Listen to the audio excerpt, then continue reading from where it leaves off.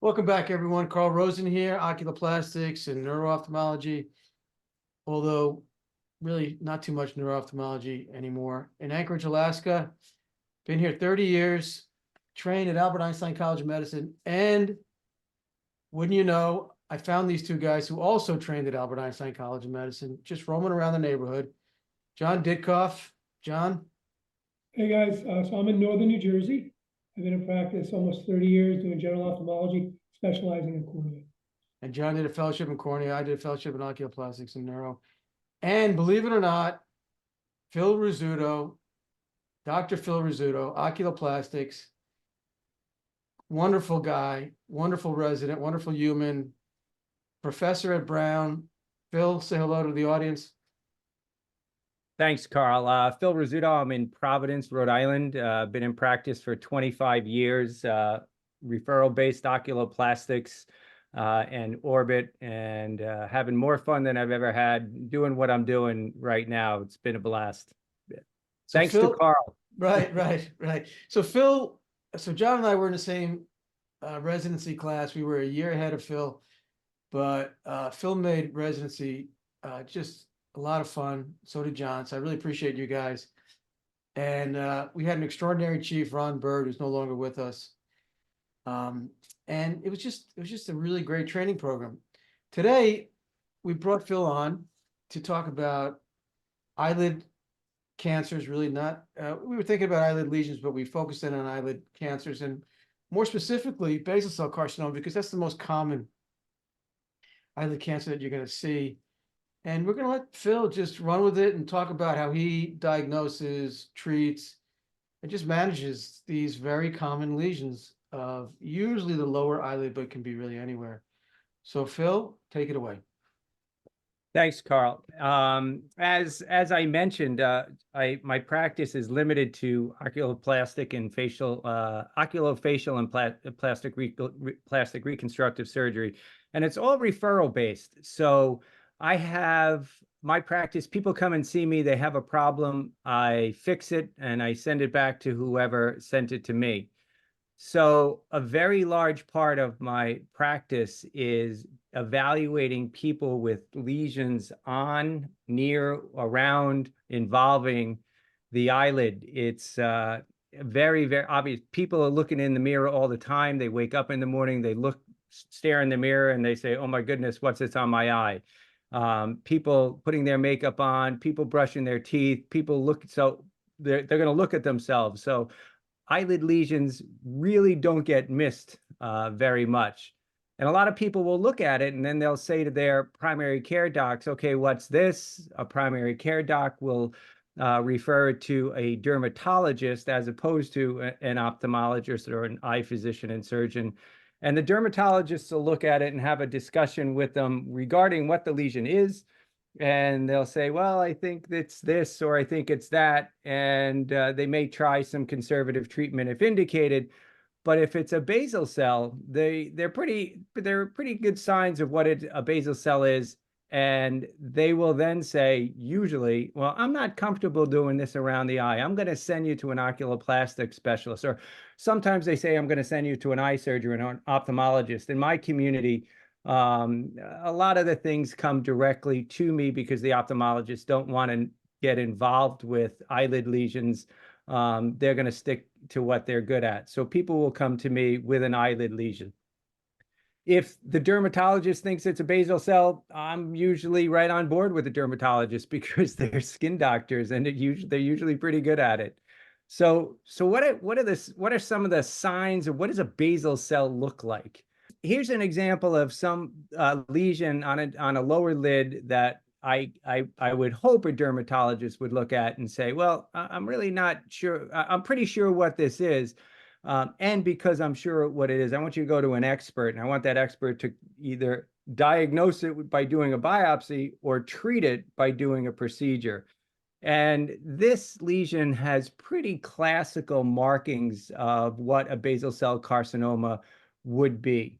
I always tell a lot of my patients, if you have to sign up for a skin cancer on the eyelid, you sign up for a basal cell carcinoma.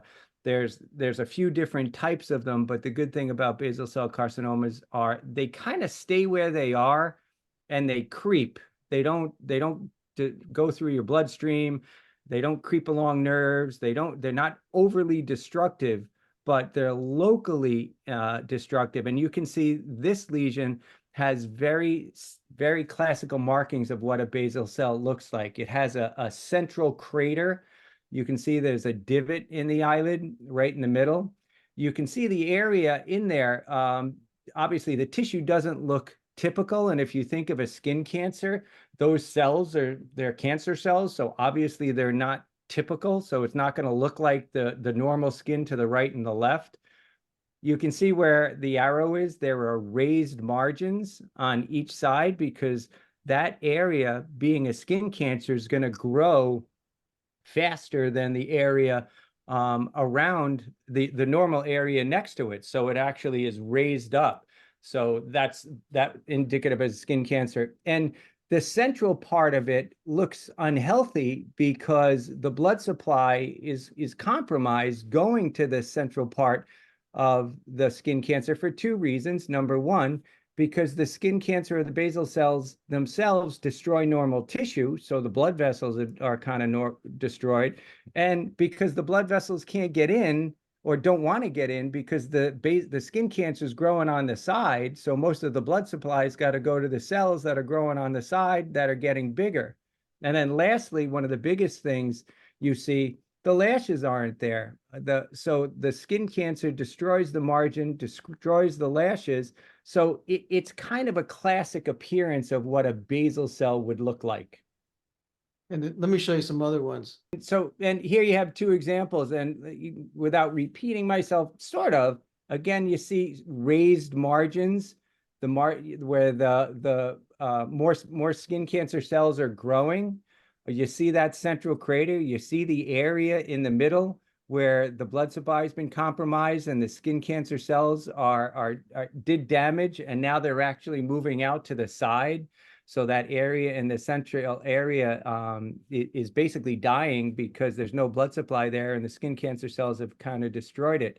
So the first thing you're going to do with these lesions, you can look at them and you might say, well, that's a basal cell, but we don't like to assume anything. So you would do a biopsy and take a piece of an area, but you really want to take a piece of an area that looks like it's involved and or significant, so that you can make sure you get a piece of the lesion.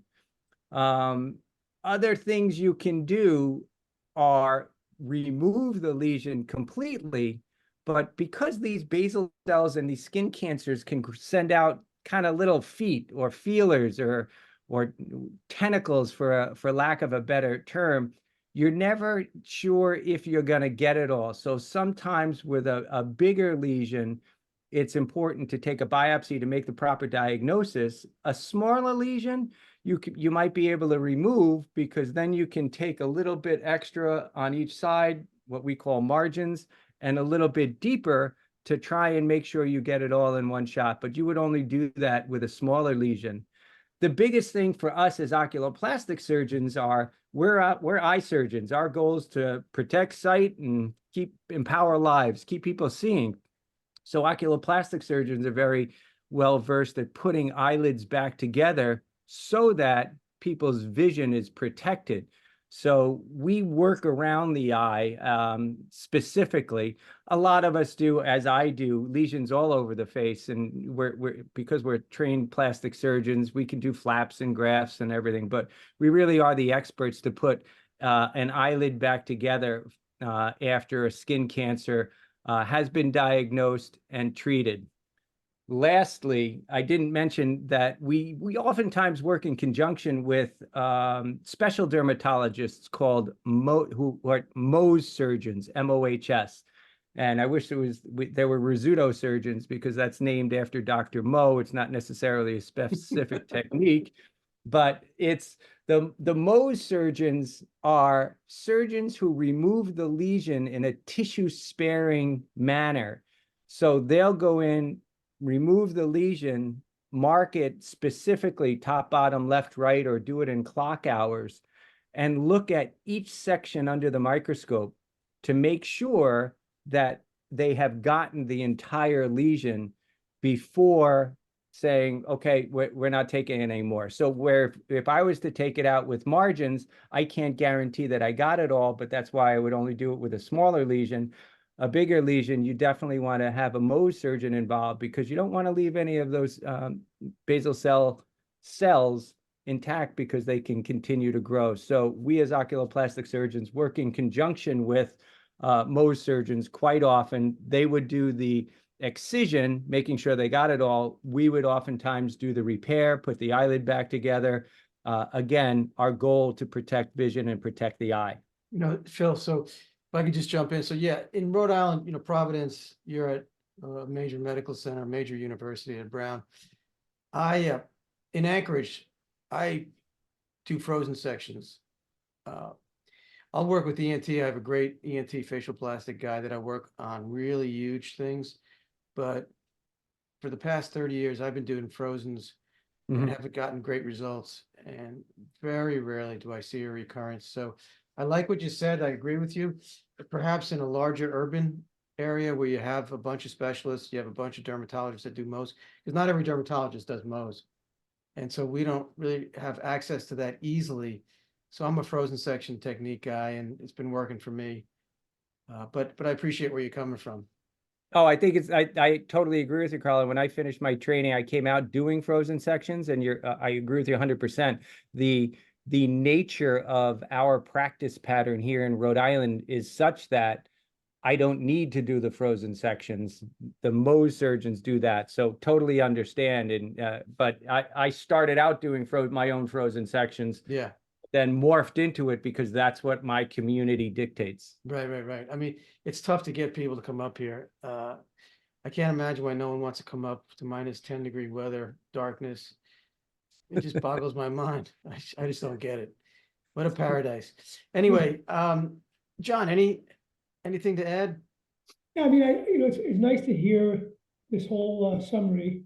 So for me, doing general ophthalmology, I've removed many basal cells, marginal, lid, and I agree with Phil. I mean, when it looks small, and also when the person says, they just noticed it, I'm much more comfortable doing a wide excision. And I'll tell them, I'll say, listen, we have a Mohs surgeon half an hour away, but it's a little bit more involved, and they're going to remove, and then you'll have to either come back to me. We have an oculoplastic guy in my office. He'll then come and do a second procedure. So I've been fortunate that, with small lesions, I've been able to just remove and then wait for the biopsy. But I agree. I mean, if it looks suspicious for the guy, I get the impression it's been there for a while. We have Mohs surgeons all within 15, 20 minutes. They're very convenient. Yeah. So that second procedure, though, turns people off. The only other thing I would say, in this case, as Phil said, he's convinced it's a basal cell. I mean, it's very obvious. There's so many lesions I see that don't look like this, but they end up being basal cells. So a lot of times I used to take little pieces, biopsies, and then I had to go back, and it was a really small growth. So I started being a little bit more aggressive. If there was even a 10% chance it was a basal cell, I would just do a wide excision. And I'm not saying that's the right thing. You guys are the experts. But I mean, in many people, it's pretty reasonable if it's a small lesion. Yeah. There's, sometimes it can be confusing. But again, when you've been in the business for a while, you get your spidey sense goes off, and you really kind of know. And that lash follicle loss or destruction by a basal cell is really classic. The other thing that you said, Phil, but I just want to reiterate, is that it does not metastasize like some of the other lesions, like melanoma or Merkel cell, or you can find a lymphoma. Maybe not. It doesn't look like that, but these are the other types of lesions: the squamous cell and sebaceous cell that can be evil. Basal cell is the most common, usually on the lower lid, usually Caucasian, fair-skinned, perhaps sun damage, radiation, those types of things. Now we should mention that there is medicine for basal cell. It's not only surgery. There are hedgehog inhibitors that some folks have used, but they come with a bag of headaches or side effects. it's more of a commitment, but in some folks, you can't operate on them. If you have a really elderly patient who's on anticoagulation, they can't come off it, they just had an MI or something like that, that's another consideration. And Carl, radiation is still used as well. Yeah, right. Radiation. That's exactly right, Phil. Thank you. I had So a few patients recently that had been to dermatologists for basal cells. They decided to have radiation instead of Mohs, but they told me the insurance didn't cover it. Like that it was like you could do this or you could do Mohs. Mohs will be covered, but it's more destructive, whatever you want to do. And I think it required many visits. Does this make sense to you guys? I mean, have you seen it not being covered? Because I was very surprised. I haven't seen that, but Yeah. I'm not surprised. No, nor have I. If you have a biopsy proven lesion and it's on the face and or near the eyelid, I've yet to see that. I do have to get pre-authorization thinking of what my code might be to do this, but I don't think anybody's ever said no once we got the pathology back. Yeah, I haven't seen that. Although I do have a guy with a squamous cell that we had to send out.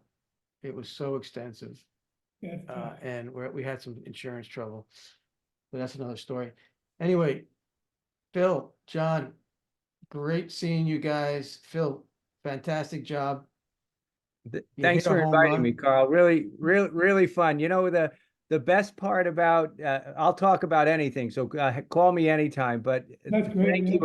And the best part about it was the kind things that you said about our residency program, because I do remember, John, remember you. We worked our asses off, and we had fun. I mean, we actually had fun. You're exactly right. We had a really good group there, despite despite the fact that all we did was work.